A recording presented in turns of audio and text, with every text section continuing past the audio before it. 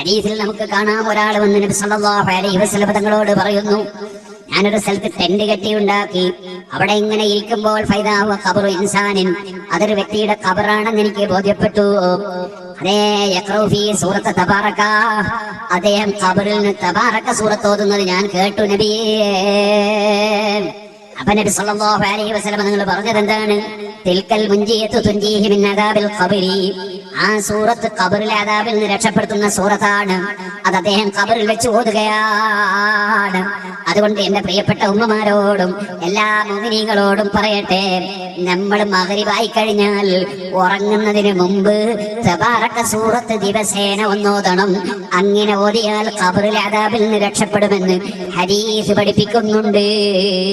അതുകൊണ്ട് തന്നെയാണ് ഖബറാളിയെ ഖബറിൽ വെച്ചാൽ, മരിച്ചവരെ ഖബറിൽ വെച്ചാൽ അവിടെ വെച്ചൊരു തബാറക സൂറത്ത് ഓതുന്നത് പുണ്യമുണ്ട്. ഖബറിൽ വെച്ചതിന് ശേഷം ഒരു തബാറക സൂറത്ത് ഓതുന്നത് പുണ്യമുണ്ട്. അത് പല ഇമാമികളും വിശദീകരിച്ചിട്ടുണ്ട്.